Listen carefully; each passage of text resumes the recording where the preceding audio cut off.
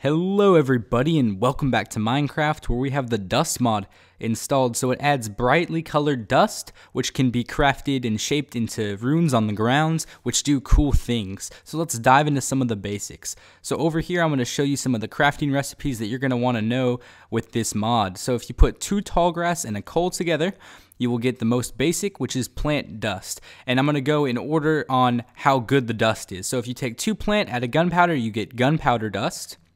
The third dust is lapis dust, and you take 3 lapis and 1 coal, and you get 4 lapis out of that. And from there, you take 2 lapis and you toss on some blaze powder to get the best dust, which is blaze dust. And in order to activate these runes, you're going to want a rune tome. So you add a book with plant dust, and you can get that. So basically, the dust can be placed in a 4x4 grid on a block, and you can see colors, dust that are the same can be attached into cool designs, and you can make like rugs or other cool designs if you would like. You don't just have to do things, and you can see if you left click you can pick up individual dust, or if you hold down left click you can pick up all the dust. So here's the most basic rune, which is just a little square, and you can see if I right click it with the runic tome, a torch comes up because that is the most basic recipe. And this mod is really cool, so I'm going to go ahead and have a link in the description where you can go and download it. And without further ado, I'm going to be showing you a lot of the runes that you can create yourself. So let's go ahead. Alright, first up is the torch rune, which spawns a torch on the ground, which is useful when sticks are scarce. So next is the heal rune, which heals you if you become hurt, and it'll actually give you the regeneration effect if you use lapis or blaze dust for 10 to 25 seconds. Here is the pit rune, which makes a pit in the ground from a lightning bolt, so you have to watch out as to not get hurt. And again, the depth of the hole is dependent upon the dust you use.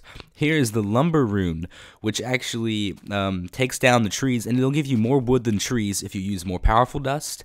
And you can see how I connected trees with wood, and that's because it'll actually cut down multiple trees through the connection that I made. And you can see there's tons of wood on the ground, and I didn't even use the most powerful dust, so you can see 2 to 3 times more wood with like blaze dust. And now we're going to come to the rune which requires a sacrifice, and some runes require a sacrifice whereas others don't, so you have to make sure you have the proper sacrifice before you activate it. So right there I gave 8 of any meat and a stone sword, and you can see I have the spirit sword that came out of it.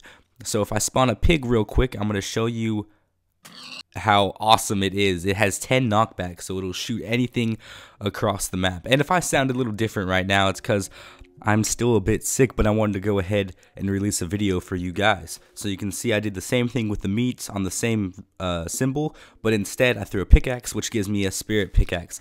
And this item has to be one of my favorite items in this mod because it goes to town on stone. So I'm going to light it up a little bit so you guys can see the hole I'm about to dig. So you can see if you mine any block, the adjacent stone blocks around it get mined as well. And once I hit dirt, it doesn't have the same effect, but you can see I cross back in this stone, and there are cobblestone blocks dropping everywhere, and it's starting to make me lag a little bit. So you can see the epicness of that one. So here we have the dusk and dawn runes. So right here is the dusk one, which if you give it a sacrifice of 8 sugar, it'll take it to sunset and then night eventually. So you can see there wasn't that much way to go, but it still went. And if you have a dusk rune activated at night, it'll just wait for it to go day before activating. Here is the counterpart, the dawn rune, which if you give 8 glowstone dust, of course changes it to daylight. So if you break the rune halfway through the process, the time of day will stop how it is, and that's that. So that one's pretty useful if you don't like running around at night with zombies and what's not. So this next one is the farmer rune, which requires a sacrifice of 2 iron ingots, and you can see upon activation it has a water hole in the middle surrounded by wheat, so that's nice and handy if you don't like hunting down seeds for your farm. So this one is called the bait rune, and if you put 2 drops of any entity that you want to attract, it'll attract all the entities within 16 blocks. So it doesn't suck them in from my experience. So I don't know if I did something wrong perhaps or what. But if I go up and strike a pig, it doesn't run away how it usually does. So maybe that has something to do with it. But if not, let me know in the comments what I'm doing wrong. But that's pretty cool, and you can pause the video at any time to get the recipe, or if you go to the Minecraft forum post, he has all the recipes laid out, and he said he was going to add a lot more runes in the future, so look out for that. Here is one of my favorites. It's called the bomb trap, which, surprise, surprise, explodes in an explosion, and the explosion is quite large, so you might want to adjust the fuse a little bit to make it longer to detonate. So here is the poison trap, which actually resembles the scorpion, so I think that recipe looks nice, and once it activates, it'll turn blue, and that's when you know it's on. So if you walk up to it, it'll poison you, but of course you'd want to leave it for like a zombie or something to protect your home. So I'll let the poison run out, and you can see it hurts you a nice bit. So here are the fire traps, and you can see I messed that one up, so it didn't work, but these two will do just fine, and once they activate, they turn blue again. So let's spawn some pigs on top of them and see. And for these, I used some blaze powder, so the explosion is going to be larger than, say, if you used the plant dust, not powder. So you can see a nice flame center, and it wipes out the pigs.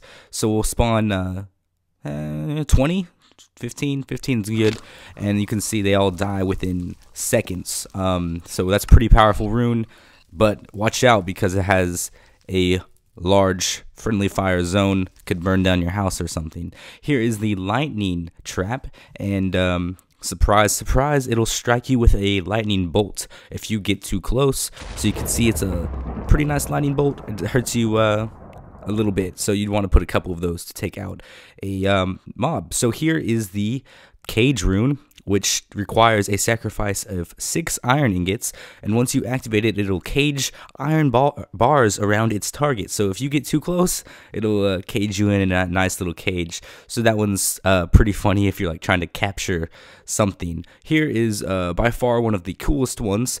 It's called the teleportation rune. So what it does, well, it teleports you. So you actually have to have 2 of them activated, which I made the mistake of trying to walk into one right there. And the block under the main design is the ID. So if you want different teleporters, you put another block. So right now I have the sands ID under it, so it'll transport to the other sand teleportation over here.